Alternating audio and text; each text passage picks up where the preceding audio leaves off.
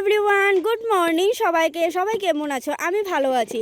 আজকে চলে এসেছি আরও একটা নতুন ব্লগ ভিডিও নিয়ে। আজকের ভিডিওতে থাকবে আমার ছোট্টখাটো ঠাকুরের আসন। এই যে দেখো, আমার ঠাকুরের আসনটা একদমই ছোট, তবে এই আসনটার সঙ্গে অনেক ভালোবাসা জড়িয়ে আছে। তবে যাই হোক, আমার ভিডিওটা ফার্স্ট থেকে লাস্ট অবধি দেখলেই বুঝতে পারবে আমার ঠাকুরের আসনটা আমি কতটা ভালোবাসি। অনেক ছোট আশা ছিল অনেক বড় একটা ঠাকুরের আসন নেওয়ার, তবে এখন আর নেওয়া হচ্ছে না। জানি না কবে নিতে পারবো। ঠাকুরের আশীর্বাদ থাকলে অনেক বড় একটা আসন পাতার আমার শখ আছে। তবে এখন আপাতত এই আসনটাকে আমি সুন্দর করে ধুয়ে নিচ্ছি। ধুয়ে আজকে এই আসনটাকে পেতে নেব। অনেক দিন থেকে দিদিগড়ের ঠাকুরের আসনে সামনেই রাখা হয়েছিল আমার আসনটা, তো নিয়ে এসেছি। এসে এটা দিয়ে ধুয়ে সুন্দর করে পাতবো। তো দেখতে থাকো আমার ভিডিওটা, আমি আজকে কি করছি। এই ঠাকুরের আসনটাতে আজকে আমার ঠাকুরের ফটোটা রাখবো, আর সুন্দর করে না ধুলে তো হবে না, তার জন্য আমি সুন্দর করে ধুয়ে নিচ্ছি। আর তোমাদের কার কার আমার ভিডিও ভালো লাগে অবশ্যই কমেন্টে একটুখানি জানিয়ে দিও। তোমরা যদি কমেন্ট করো তাহলে আমার ভালো লাগবে, আমি বুঝতে পারবো যে তোমরা আমার ভিডিও দেখো। অনেকেই আছে যে ভিডিওটা দেখে কিন্তু একটা লাইক বা কমেন্ট দিতে পারে না। কেন দিতে পারে না আমি জানি না। লাইক কমেন্ট দিতে তো একটুও টাকা পয়সা লাগে না, তাই না?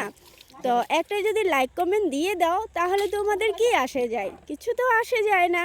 ভালো লাগলে ভালো কমেন্ট দিও, খারাপ লাগলে খারাপ কমেন্ট দিও, তবে একটা দিয়ে যাও, আমি বুঝতে পারবো। ঝটপট আমার ঠাকুর আসনটা ধোয়া শেষ হয়ে গেছে। এখন আমি ঠাকুর আসনের জায়গাটা খালি করে নিই। এই যে দেখো আমার সেন্টার টেবিলটা, এই টেবিলটাতে আমি ঠাকুর আসন পাতি, আর এটাতে এতদিন থেকেই আমি ঠাকুর দিই। তবে আজকে এটা খালি করে নেব। কখন কখন কিন্তু এই টেবিলটার খুবই দরকার হয়। মাঝে মধ্যে যদি কেউ আসে তাহলে চাটা দেওয়ার জন্য সেন্টার টেবিল একটা দরকার, তার জন্য টেবিলটাকে আজকে খালি করে নেব। টেবিলটা খুবই ভারী, আমার হাল্লরটা একটু দেখো, খুবই ভারী। আমার কোমরে ব্যথা হয়ে গেছে টেবিলটাকে উঠিয়ে। তো যাই হোক, আমার টেবিলটা সাইড করা হয়ে গেছে। এখন ঝটপট ঝাড়ু মেরে এই জায়গাটা সাফা করে নেব। হয়ে গেল আমার ঝাড়ু মারা। এখন আমি ঠাকুরের আসনটা সুন্দর করে পেতে নেব। প্রথমে নিচে একটা আমি সুন্দর কার্টুন দিয়ে দিয়েছি, আর একটা ভালো কাপড় বিছিয়ে দিয়েছি। যেহেতু ঠাকুরের আসনটা একটুখানি ছোট আর খুবই নেচা হয়ে যায়, ভালো লাগে না, একটু উঁচা করার জন্য এটা দেওয়া হলো। আমার হাতে বানানো থালি ডাকনিগুলো, এগুলো আমার ঠাকুরের আসনে দেওয়ার পর খুবই ভালো লাগছে দেখে। অন্য সব কাপড় দিয়ে ভালো লাগে না, তবে এই ধরনের উলের দিয়ে বানিয়ে ঠাকুরের আসনে রাখলে খুবই ভালো লাগে। তো দেখো এখন কিন্তু খুবই ভালো লাগছে দেখে। তো আরও সুন্দর লাগবে, আমি আরও কিছু কিছু বানাবো। তবে এখন যতটুকু ছিল সেইগুলো দিয়ে ঠাকুরের আসনটা সাজিয়ে নিচ্ছি। আর মা লক্ষ্মীর মালাটাও মা লক্ষ্মীকে লাগিয়ে দিলাম। তারপর দেখা যাক কেমনটা লাগে দেখে।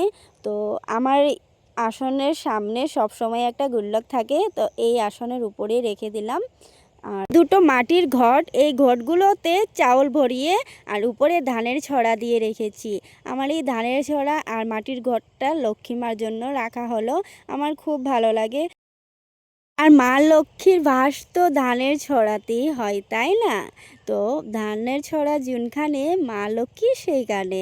আর এই যে আমার ঠাকুরের ফটো, এটাকে এখন মুছে সুন্দর করে রেখে দিলাম। তো তোমাদের কাছে আমার ঠাকুর আসনটা কেমন লেগেছে অবশ্যই কমেন্টে জানিও। Tata, bye bye.